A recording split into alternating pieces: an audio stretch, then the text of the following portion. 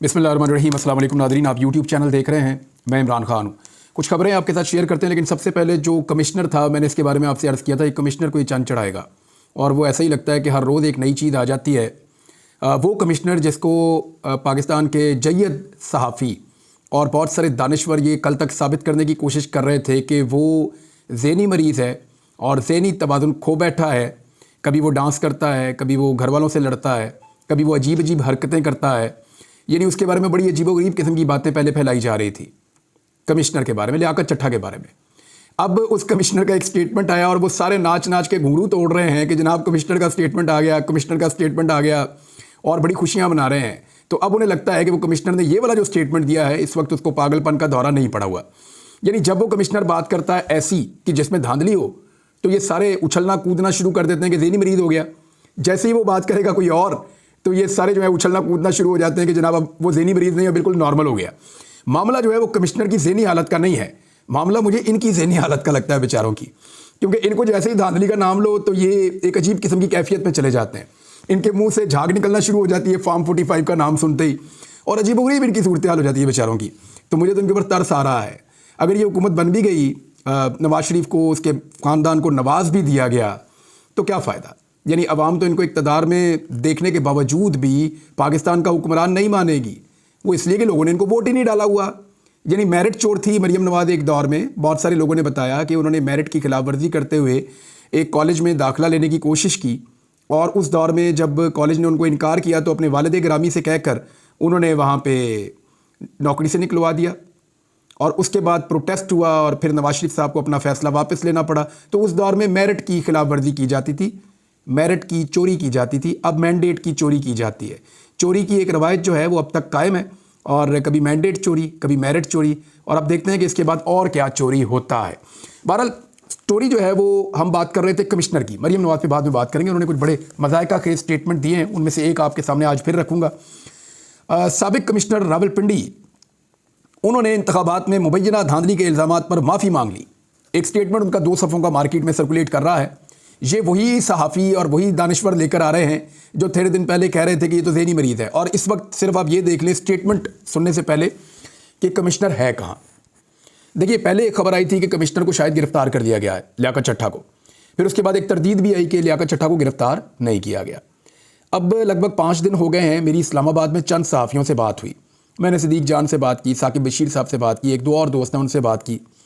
मैंने उनसे पूछा जी मुझे बताएं कि लियाकत चट्टा है किधर। उन्होंने कहा जी नहीं पता कहाँ है। ये पुलिस के बाद उन्होंने कहा जी हमें नहीं पता। अपने घर पे है, उन्होंने कहा जी हमें नहीं पता। सहाफ़ियों ने मुझे ये बताया कि इन्होंने कोशिश की उसको ट्रैक करने की, उसको ट्रेस करने की कि एक्चुअली लियाकत चट्टा अभी है कहाँ, लेकिन किसी को भी नहीं पता कि लियाकत चट्टा कहाँ है।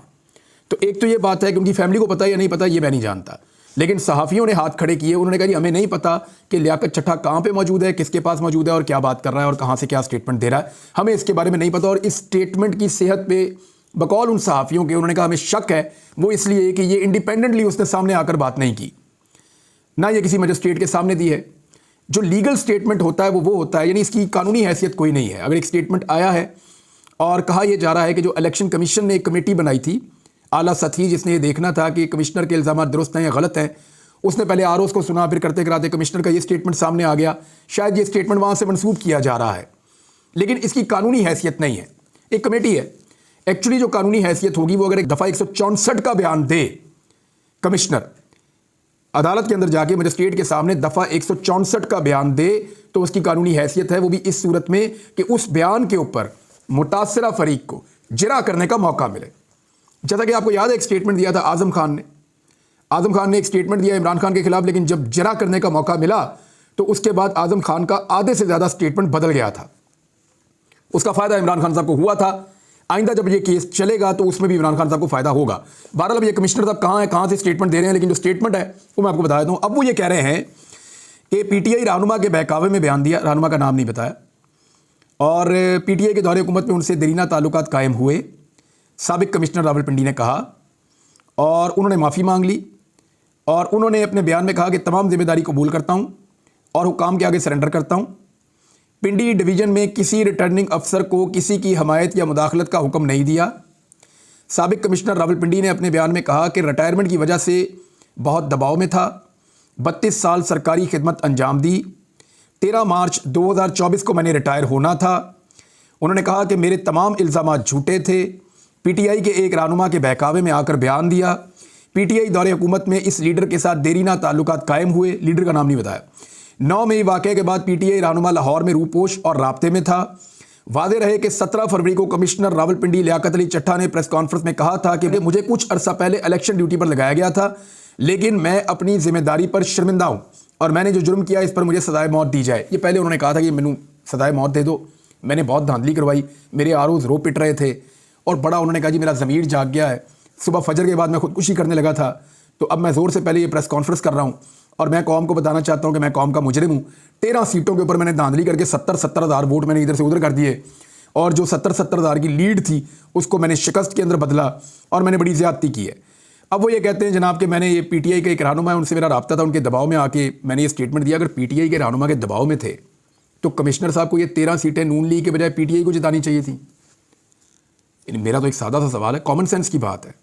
मैं कोई इतना रॉकेट साइंस में नहीं जा रहा, मैं तो कॉमन सेंस की बात कर रहा हूँ कि अगर कमिश्नर साहब पाकिस्तान तहरीक इंसाफ के रहनुमा के दबाव में थे तो ये अच्छे दबाव में थे कि इन्होंने 13 सीटें पीटीआई को हरवा दी।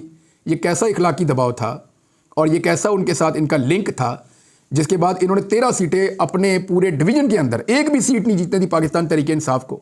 और तहरीक इंसाफ वहाँ पे बार बार कह रही है फॉर्म 45 फॉर्म 45 फॉर्म 45 फॉर्म 45 के नाम से चिढ़ गए हैं। अब पीएमएलएन जो है उनके पास भी अपने फॉर्म 45 है, वो भी सामने लाने के लिए तैयार नहीं है।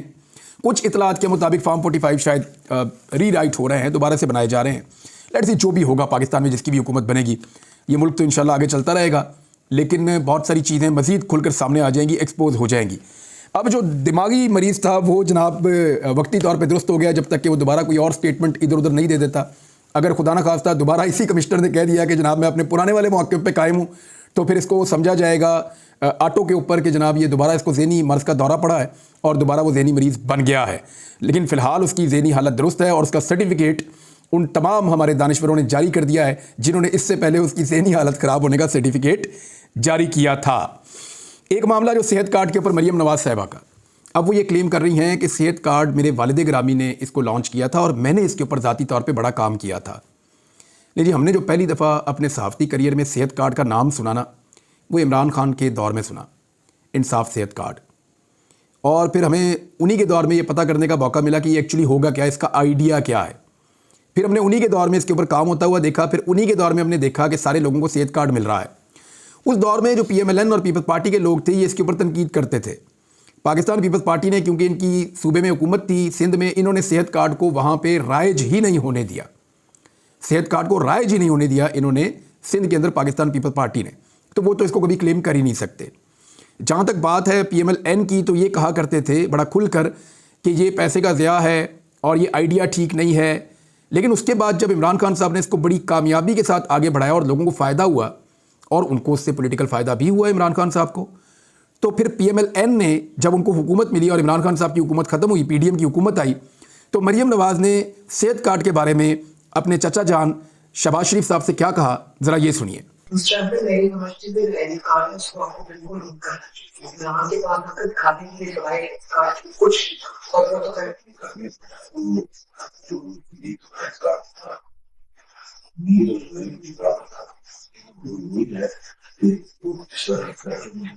लेकिन हमने ये नहीं किया था, आपको याद है हमने तो उसको अंडर $2 नीचे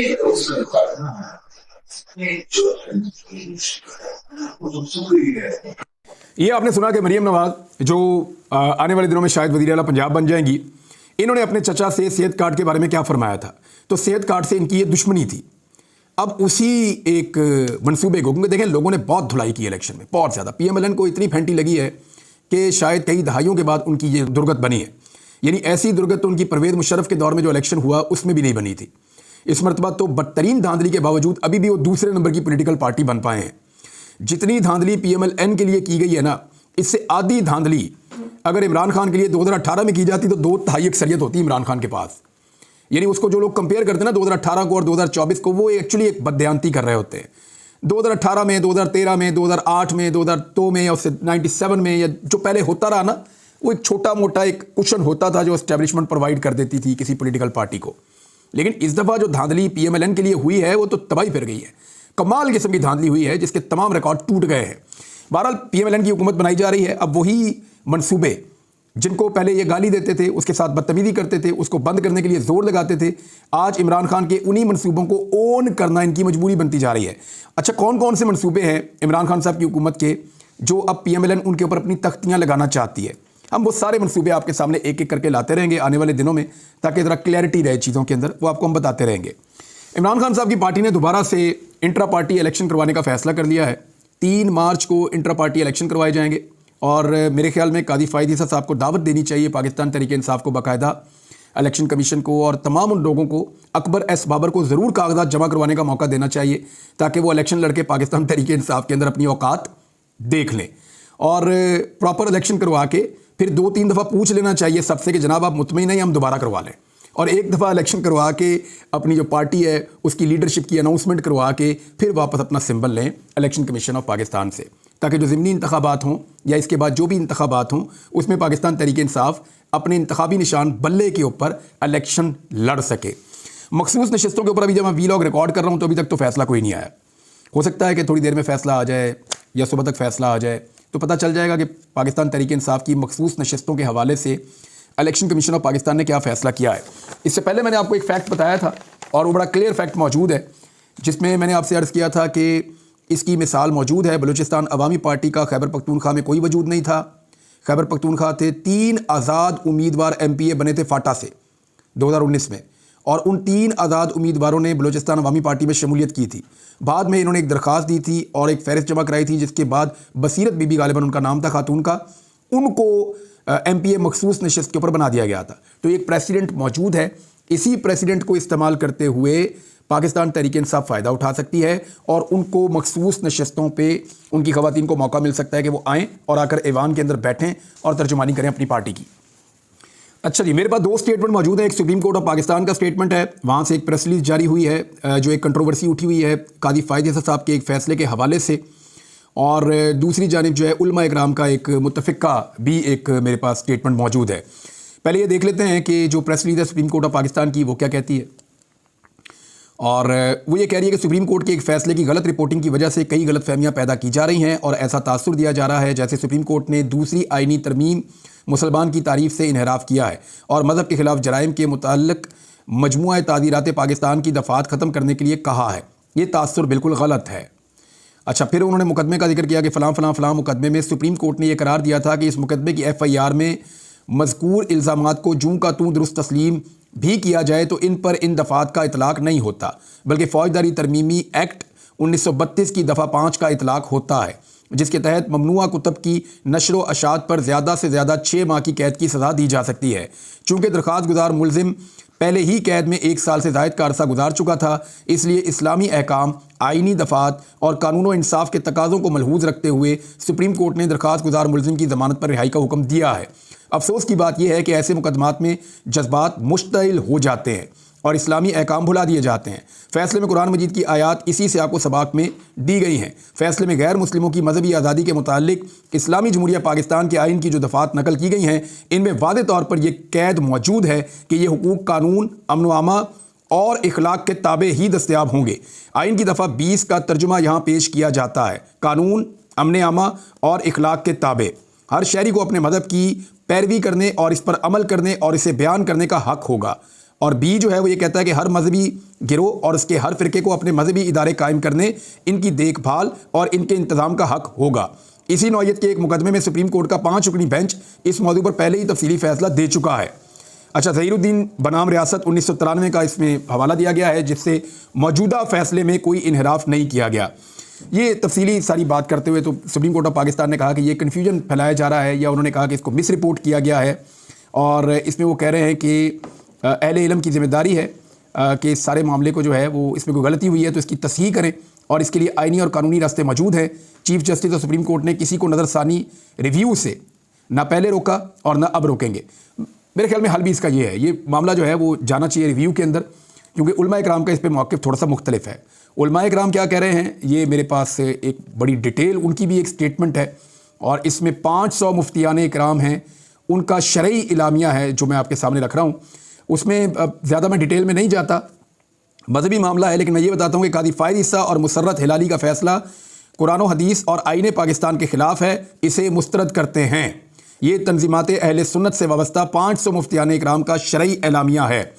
और इसके बाद उन्होंने कुरान पाक का हवाला भी बीच में लिखा है और बहुत सारे उलमा इकराम के और मुफ्तियान के इसके अंदर नाम भी लिखे हैं। तो ये बड़ा डिटेल किस्म का एक उनका स्टेटमेंट आया, एक एलामिया आया उलमा इकराम की जानिब से।